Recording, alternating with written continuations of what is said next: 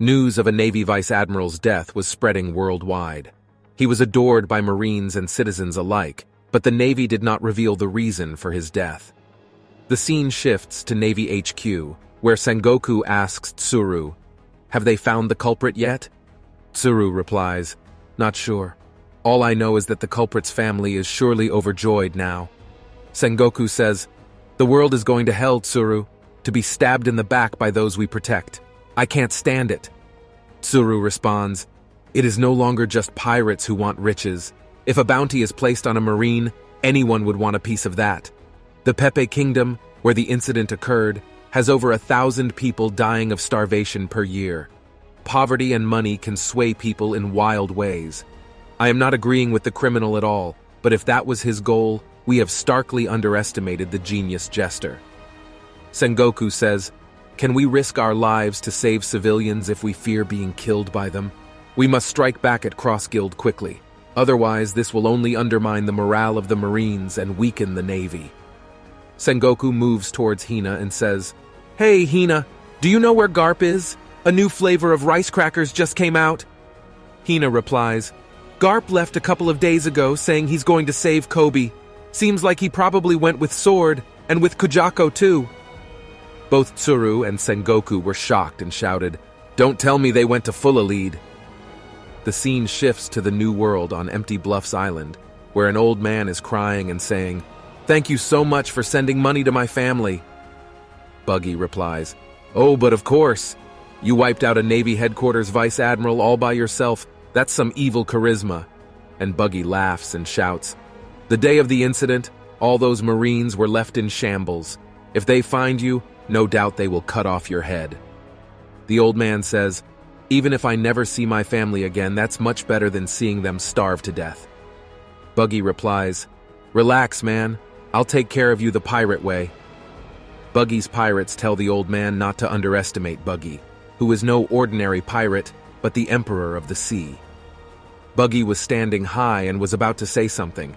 Buggy's pirates shouted, "Hey people, attention! Captain Buggy is about to say something," and everyone shouted, "Captain Buggy in the flesh!" Suddenly a man rushed in and said, "Sorry for the intrusion, Captain Barley. It is complete. Cross Guild's ship is complete." Sometime before, Buggy had told Mihawk and Crocodile not to worry about the ship, and his talented shipwrights would make it perfect for them. Then their new ship is shown, and Buggy is shocked to see the gigantic ship. The shipwright said, "Naturally, we made the bow after Chairman Buggy." Suddenly, Mihawk and Crocodile arrive. Crocodile says, "Why do we have to get on a ship such as this? Why don't you come with us to the conference room?" Pirates were shouting, "This is the best ship ever! Great job, you guys!" Before we move forward, there is something amazing coming about Revolutionary Army and Sabo, so stay tuned with video. The scene moves to a conference room where Mihawk and Crocodile are having a conversation, and Buggy is on the wall. Crocodile says, "The public's opinion of the Cross Guild is excellent, and the Navy is also slowly but surely becoming more aware of the threat we pose." Mihawk responds, "If our utopia is to be a military state that is not threatened by force, what we need is overwhelming power."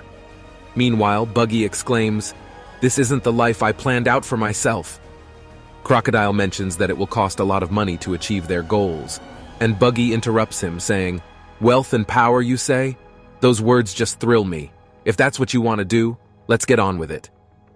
Mihawk is confused and asks, "What the hell are you talking about?" Crocodile tells Buggy not to spin around like that. Suddenly, Buggy interrupts the conversation, saying that Red-Haired has made his move, and they were on the Pirate King's ship for certain reasons, but they couldn't go to Laughtail.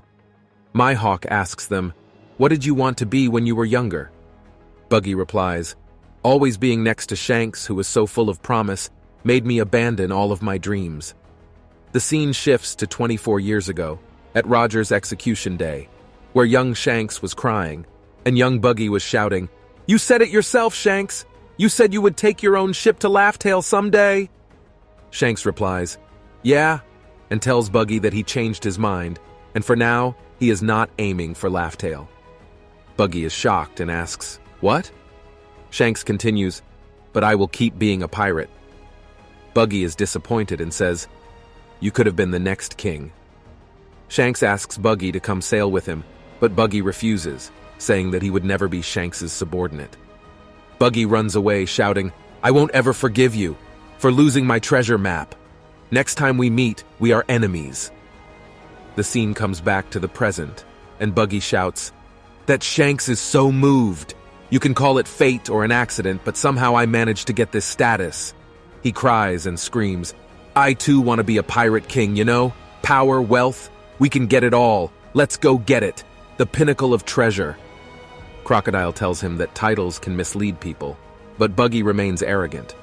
Mihawk asks him if he thinks he can sweet-talk his way out of this. Crocodile says that they don't have any plans or preparations yet. Mihawk questions them, asking if they plan to fight Red Hair, Blackbeard, and Straw Hat Luffy. Buggy outwits them, saying that the treasure is up for grabs, and they will see the power of this one word. He picks up a transponder snail and announces to all his pirates, "Let's take the One Piece." All the pirates are thrilled with this announcement, but Sir Crocodile and Mihawk are furious. The scene changes to the Grand Line, where 4 commanders of the Revolutionary Army are standing. They see a ship coming and one of the commanders says it's an enemy ship, and he bets 1 million on it. They get ready to attack if it is indeed an enemy ship. The pirates shouted excitedly, "Dragon-san! Ivan-san! Sabo has returned!" Ivan responds with joy, "Great! Looks like he made it back in one piece." One of the commanders complains, "You cheated me! What do you mean I have to pay 1 million? I am not paying that!" The other commander declares, "No, I will have you pay every penny."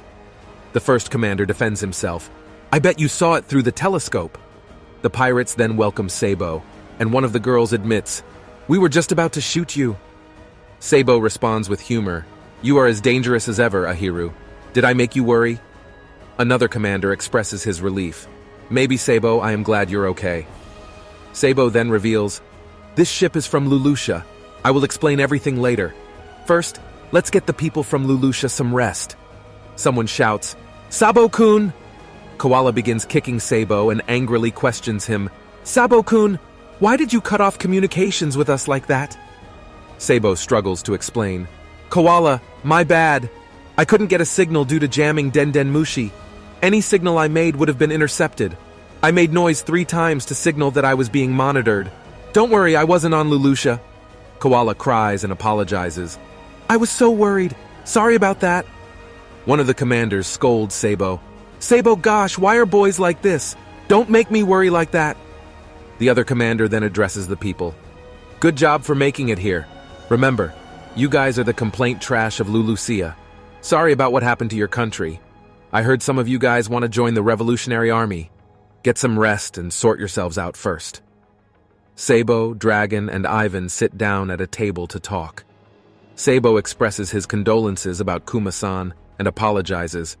"Sorry that even after you guys went through all that effort, he was probably programmed to return to Mary Joieuse at any time." Dragon reassures him, "It's all right. The ones who hurt the most are those 2.